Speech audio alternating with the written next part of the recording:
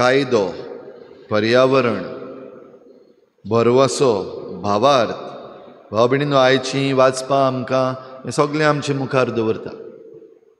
आयज कायदो पाळपी मनीस फारिझेव हांगा आसात आनी ते दुसऱ्यांकूय पळयतात ते कायदे मोडटात काय म्हूण. आनी भोव करून जेजू कितें कायदे मोडटा काय हें पळोवपाक सारके गुल्ल जाल्ले आसा ते आमकां दिश्टी पडटात. देखून नोको आसतना वो जाणां जावन तेय कायदो मोडटात. खरेपणी तांच्या कायद्या प्रमाणे शेनवारा दिसाक उमकी पावलां चलूंक जातालीं, ताच्याहून सुबेज चलूंक जायनासलें. पूण जेजू जेन्ना आपल्या शिसां बराबर त्या शेतांतल्यान वेतालो तेन्ना ते कायदे मोडटात काय म्हूण पळोवपाक हे फारिझेव तांचे फाटल्यान चलत वेतात. म्हणटच ते पयलो कायदो मोडटात आनीक हे म्हणजे जेजूचे शीस आनी जेजू कायदे मोडटा काय म्हूण पळोवपाक वयता. भाव भयणीनो, ह्या फारिझेवांचेर नियाळ करता आसतना जे कोण कायदो करपी आसात आनीक कायदो मोडपी आसात तांकां धरतात तांचे विशीं हांव इल्लो नियाळ करूंक लागलो. आनी आयचो दीस खेरीत भाशेन आमी आमच्या राजकीय फुडाऱ्यां पासत भेटयता तेन्ना ही राजकीय जबाबदारी कायद्यांची आमचे आमदार मंत्री आसात, कॅबिनेट आसात, तांचे लागीं दिल्ली आसा. आनी जरी तर आमी पळयलें जाल्यार जायते फावटी हे कायदे मोडटात आमच्या भोंवतणी तेन्ना कोणाचेर एक्शन जाता हें पळयत जाल्यार जे कोण तोंड उगडटात म्हणजे एक्टिविस्ट जाल्ले आसात, सरकाराच्यो पॉलिसी आसात ते क्रिटिसायज करता, तांचेर रोखडे कायदे येतात. वो कायद्याचें एक्शन तें फावो न्हय जाल्यार पासून जाता. कोणाचीं घरां मोडटात, कोणाचीं दुर्गां मोडटात, कोणागेर बुलडोजर येता. पूण जे कोण खरेपणी कायदो मोडटात आपल्या स्वार्था खातीर तांचेर कितलींय घाल कंप्लेनां कांयच जायना. म्हणटच बरवसो सोडून दिल्ले आयज मनीस उत्पन्न जाल्ले आसात. एक्टिविस्ट पासून बरवसो सोडून दिल्ले एक्टिविस्ट आयज उत्पन्न जाल्ले आसात. कित्याक कायदो फकत जे कोण उणे दर्जाचे आसात, ज्या कोणाचो आवाज धाकटो, जे कोण लिडर न्हू तांचेर एक्शन घेता. आनी जे कोण लिडर आसात जांचो आवाज व्हडलो, जांचो दुडवांचो आवाज व्हडलो, तांचेर एक्शन जायना. भाव भयणीनो, बरवसो आमकां फटयना म्हण आयज आमकां पयलें वाचप सांगता हेब्रेवांक बरयल्लें. आनी हेब्रेवांक बरयल्ल्या पुस्तकान आयज अब्रामाक काडला सांगपाक की देव जी बासावणी करता ती बासावणी केन्नाच फाटी सरना, वो फोट मारिना. देव ती बासावणी करताच. पूण अब्रामाच्या जिवितांत पळयत जाल्यार जरूय अब्रामाक देवान बासावणी केल्ली की तुजी संसूत इतली व्हडली कोत्तलो. पूण अब्राम जाणटो जाव पासून तागेर भुरग्यांच जल्मूंक ना. आनी ही व्हडली संसूत म्हणटा ती अब्रामाक घडये पळोवंक मेळूंक ना. पूण अब्राम भावार्थान बरवशान थीर रावलो, पासेंस काडलें. जी बासावणी देवान ताका केल्ली ती मागीर सारकी जातली, पुरी जातली. पूण पयलो फकत ताका एक भुरगो दिलो. भाव भयणीनो, आयज आमी जरी तर आनीक एक एग्जाम्पल घेयलो.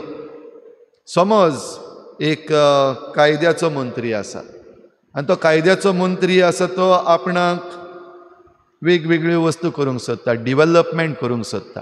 आनी पर्यावरणाच्या विशीं आमी आयज उलयले. हांव सुरवातेक तर पर्यावरण, समज पर्यावरणान कितें बदल हाडून आपणाक फायदो करूंक सोदता, देखून कायदो बदलता. वो कायद्यान जे लूप होल्स आसात, आयज आमचो कायदो आसा तातूंत जायते लूप होल्स आसात, बुराक पडलेले आसात. आनी थोडे जाण असले आसात हे कायदे जे आसात तातूंत हे बुराक आसात, लूप होल्स म्हणलेले आसात, ते सोदून काडून आनी तांचे कशे भाशेन मॅनिप्युलेट करून आपणाच्या स्वार्थाक जें कितें करूंक जाय तें करीत रावता. कायदे जे केल्ले आसात तांकां हेतू आसा हे कायदे राखपाक, संरक्षण करपाक. पर्यावरणा विशीं जे कायदे आसात, आतां 2 तारखेर वर्ल्ड वेटलँड डे जावपाचो आसा आनी आमची ही जी वेटलँड्स आसात तांचे पासत वेगवेगळे कायदे आसात. ती राखून सांबाळचे पासत. आमची दर्याची देग आसा ताका आनी ताचे दर्या देगेर वयर आसा भितर आसा तांकांय कायदो आसात, CRZ रुल्स म्हण आसात. आमचे दोंगर जे आसात ते राखचे पासत तांकांय कायदे आसात, वायल्ड लायफ एक्ट आसा, फॉरेस्ट लॉज आसात. हे सगळे कायदे जे आसात ते हालींच वेगवेगळे तरेन ह्या मंत्र्यांनी बदललेले आमकां दिश्टी पडटा. आनी हे बदलून जाल्या उपरांत आतां आनीक मातशें नदर मुखार मारीत जाल्यार हे कायदे मोडून आपणाचो आप स्वार्थ धरून डिव्हलपमेंटाच्या नांवार जायत्यो वस्तू केल्ल्यो दिश्टी पडटा.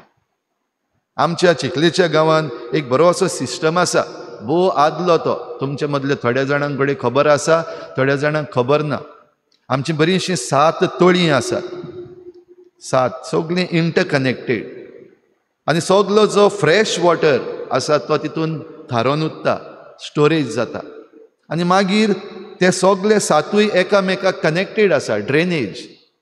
आनी देखून आमच्यान म्हणूंक जाता हो आमचो सिस्टम चिखले जो आसा तो चडशा गांवांनी ना, आनीक 1 वा 2 गांवांनी आसतलो, भोव आदलो तो. आनी ह्या आमच्या पुर्वजांनी तें केल्लें तातूंत थोडेशे कायदे घातलेले आसतले, भोव करून ताचे भोंवतणी आमी जी भाटां आसात ती पडूं, तुमची थोड्यांची कडेन भाटां आसतलीं थिंगा, आनी जाय तेंचे माड आसात. त्या माडांक आमी उदक घालपाक वचपाची गरज ना. पूण हो जो कायदो आनी हो जो सिस्टम केल्लो तातूंत ही 7य तळीं बरे भाशेन हे सगळे माड आसा तांकां आपल्या आपण शिंपता.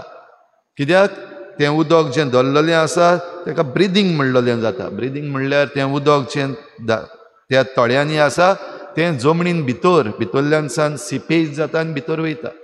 आनी तें हे माड वा त्या माडाचे भोंवतणी जें कितें तुमी दुसऱ्यो वस्तू रोयल्यात तें पसता. आतां समज कोणाक डिव्हलपमेंट करपाक जायो आनी तो म्हणटा चल म्हाका बांदून काडपाक जाय, कॉन्क्रिटायज करपाक जाय, जाल्यार तें हाडटलो, कॉन्क्रीट कोत्तलो. ताकाय कायदे बदलचे पडटा. हो कायदो आसा तो हें करूंक दिना.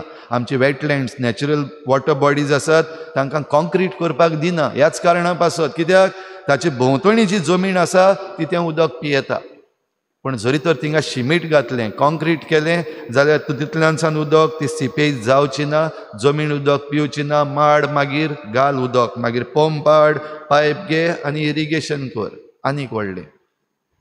आयज भाव भयणीनो, ह्या आमची जी 7 तळीं आसात वो 7, थोडीं जाणां फीश पॉंड म्हणटा तांकां, थोडीं जाणां वॉटर बॉडीज म्हणटा, वचून एक बरे भाशेन एक नदर मारून आमी जरी तर पळयली जाल्यार ल्हव आमचे कायदे बदललेले दिश्टी पडटात.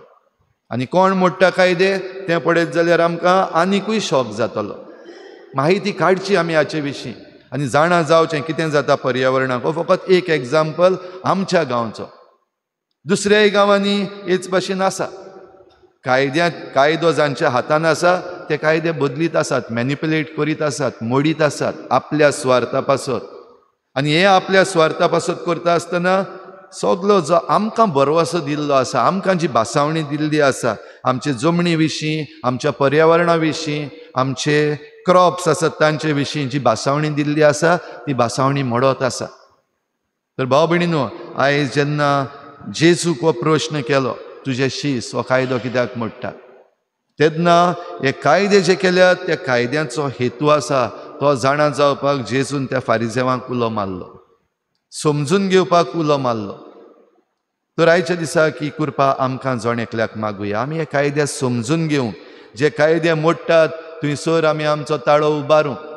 जंय पाड घातलेले आसा आमच्या पर्यावरणाचे, आमच्या निसर्गाचे, थंयसर आमी उबी रावूंक आनी सांगूंक हें सारकें ना म्हूण.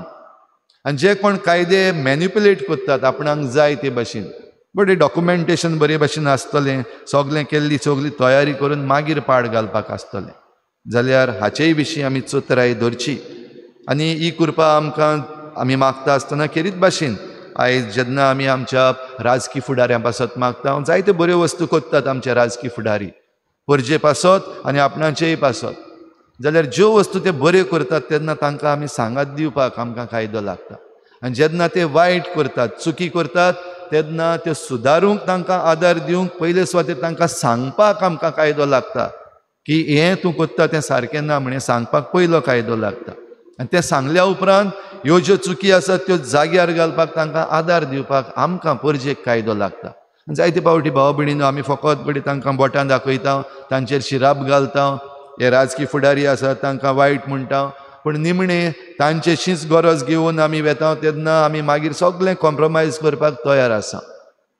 तर ही कृपा आमकां मागुया आमच्या राजकी फुडाऱ्यां पासत आयज खेरीत भाशेन, आनी आमचेय पासत आमी जण एकल्यान आमची जबाबदारी मानून घेवंक.